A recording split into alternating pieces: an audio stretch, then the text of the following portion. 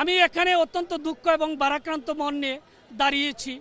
আমাদের 5 লক্ষ শিক্ষক কর্মচারীর পক্ষ থেকে এবং এই যে আমাদের একটা কষ্ট, আমাদের এই কষ্টটার একটা পিছনে সরকার আমাদেরকে আমাদের দাবির পক্ষে একমত। এখানে একটা বাধা আছে, বাধাটা হইল ঘরের ইন্দুরে বেড়া কাটতেছে। 5% প্রজ্ঞাপন দিয়ে আমাদেরকে অবহেলা করছে, তুচ্ছতাচ্ছিল্য করছে এবং আমাদের প্রতি অমানবিকতা দেখিয়েছে। এই মুহূর্তে আমরা এগুলো প্রত্যাখ্যান করছি, আমাদের কর্মসূচি চলবে। মাননীয় উপদেষ্টা মহোদয়, আপনি শুভঙ্করের ফাঁকি দিয়ে কিন্তু এই গদির উপরে আমাদের ছাত্রদের রক্তের উপরে ভর করে কিন্তু আসছেন এই গদিতে। আর এখানে এসেও আজকে আপনি জাতির যে শিক্ষা গুরু শিক্ষক তাদের সাথে আপনি সেই শুভঙ্করের ফাঁকি আবারও দিচ্ছেন। আপনি বলছেন যে সর্বপ্রথম বলছিলেন যে শিক্ষকরা কয় টাকা বেতন পায়, আর এখন বলছেন যে আপনার কিনাই অর্থ সংকট, আপনার কাছে বাড়ি ভাড়া দেওয়ার মতো, চিকিৎসা ভাতা দেওয়ার মতো কোনো টাকা নেই আপনার মন্ত্রণালয়ে। রাজপথে যখন নেমেছি ইনশাআল্লাহ দাবি পূরণ করেই আমরা কলেজে ফিরবো, মাদ্রাসায় ফিরবো, স্কুল কলেজে ফিরবো, শ্রেণী কক্ষে ফিরবো। আমরা আমার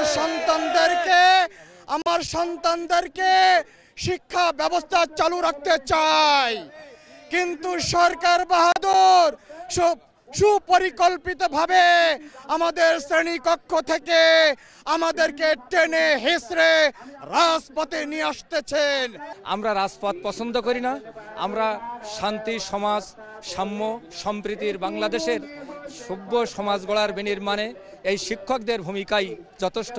তাই জাতি আজ সময়ের এমন এক ক্রান্তি লগ্নে আমি মনে করব যে জুলাই গণঅভ্যুত্থানের যে দোসরদের উত্তরসূরি হিসেবে যেন এই বাংলাদেশের নেতৃস্থানীয় যারা আছে তারা যেন তাদের সারিতে না যায়।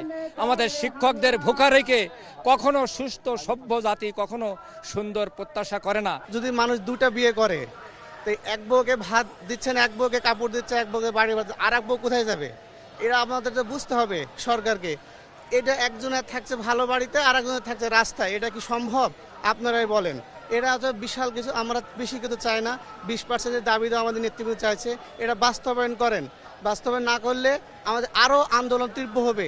এটা দয়া করে সবাই আমাদের আন্দোলনটা, আমাদের দাবি দেওয়াটা মেনে নিন। যে দেশের মধ্যে প্রধান উপদেষ্টা একজন শিক্ষক, সেই দেশের শিক্ষক বাড়ি ভাড়া মাত্র 20%, যার 12,500 টাকা বেতনের বেসিক অনুযায়ী মাত্র 2500 টাকা আসে। 2500 টাকা ছাড়া বাংলাদেশে একটা বস্তিও ভাড়া পাওয়া যায় না।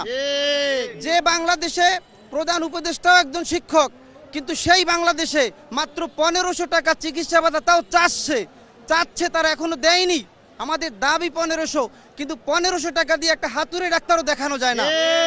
সেই জায়গা থেকে, সেই প্রেক্ষাপটে আজকে লক্ষ লক্ষ শিক্ষক, আজকে 8ম দিন আমাদের কর্মসূচি চলতেছে।